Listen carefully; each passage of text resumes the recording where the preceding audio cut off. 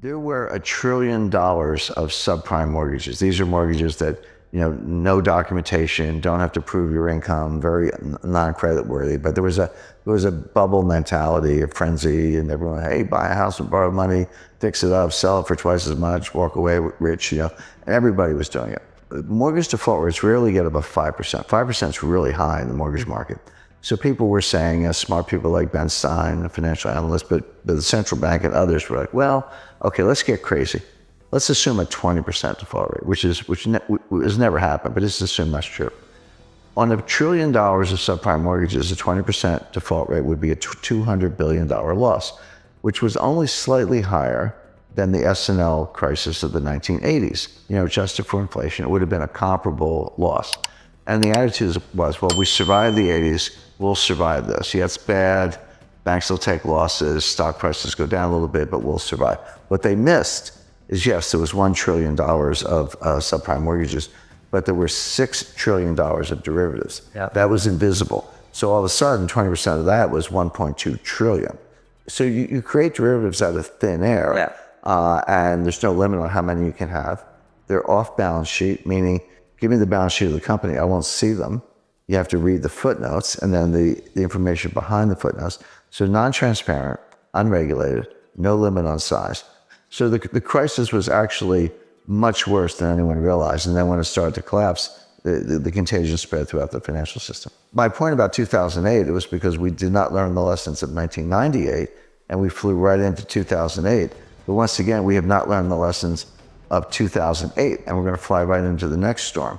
In 1998, Wall Street got together and bailed out a hedge fund. In 2008, central banks got together and bailed out Wall Street. Who's going to bail out the central banks? In other words, the point is each crisis is bigger than the one before. The intervention gets elevated, larger dollar amounts. And are we now at the point where there's no one left to bail us out? And one of the questions I'm asked most frequently is, okay, Jim, I kind of follow your analysis on how risk works and how complexity theory is in capital markets, how that works. But where's the crisis coming from? What's going to be the catalyst? It's actually a long list. Now, student loans, there are $1.6 trillion worth of student loans.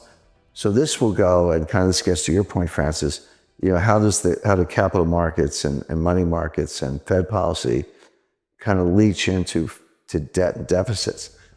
So when a lender, credit union, or anybody or university makes a loan to a student, and the Treasury guarantees that loan, which they do, it's off budget. Again, it's not strictly a derivative, but it is non-transparent. So then the student defaults, and the credit union, the lender, simply turns to the Treasury and said, here's your loan file, pay me.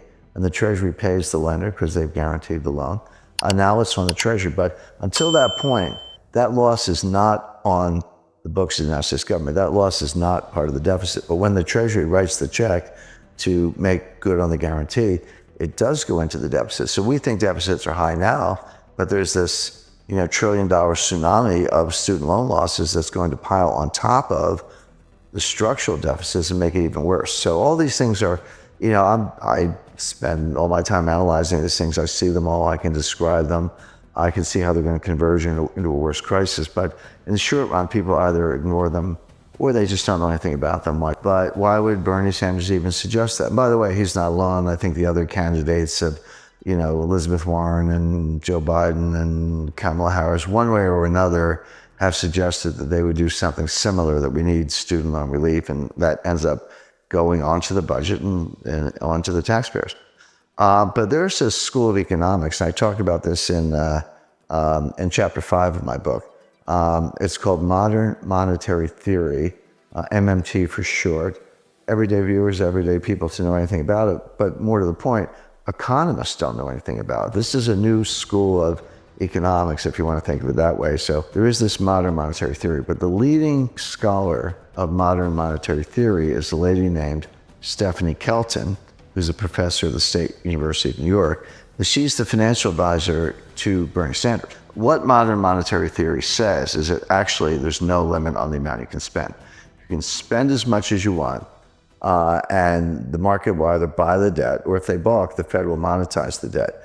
So how much debt is there relative to the size of the economy. This is called the debt to GDP ratio. But the way it's a simple fraction you learn in the 5th grade. How much debt divided by the size of the economy? So in a simple example, if you had $5 trillion of debt and a $10 trillion economy, that fraction would be 1/2. So you would say the debt to GDP ratio is 1/2 or 50%. Today, the debt is larger than the economy. That ratio is over 100%. We had round numbers, about $23 trillion of debt and about a $22 trillion economy.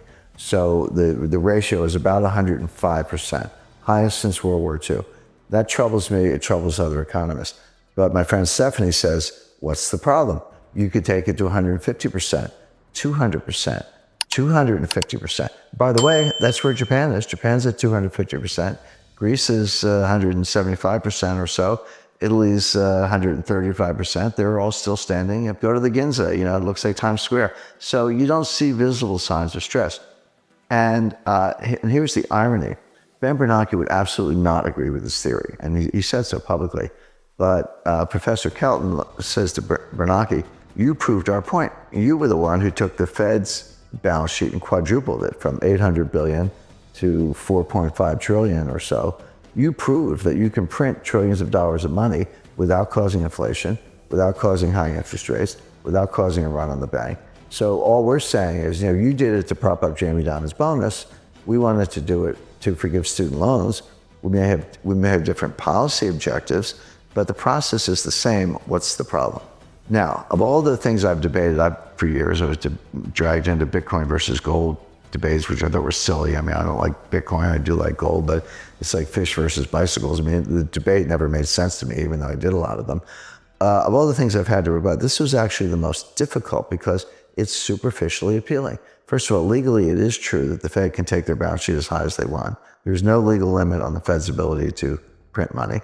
It is true that Japan has a much higher debt to GDP ratio, and they're still standing. It is true that the Treasury can borrow as much as they want, subject to periodic increases in the debt ceiling, which have never been denied. And the Fed can monetize the debt. So all the elements of the thesis are actually correct. So how do you refute it? And the answer is that legally it can be done. And if your goal is to print a lot of money and forgive student loans or give a guaranteed job or guarantee basic income, whatever it is, in theory you could do that. But there is an invisible psychological boundary. And this is what the modern monetary theorists don't understand, and I don't think Ben Bernanke understands it. There comes a time when people wake up and they say, I don't know what's going on here. I don't have a PhD, but get me out of the dollar.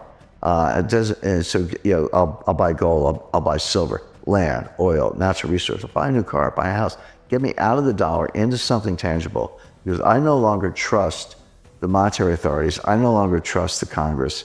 I can't believe that you're going to spend this much money without ceiling, without limit, without causing inflation. My inflationary expectations will go up. And the way to deal with that is to buy hard assets, starting with gold, but not exclusively gold. There, as I say, land, real estate, natural resources, they're all good substitutes. At that point, interest rates will skyrocket. All of a sudden, the bond market will have difficulty selling it.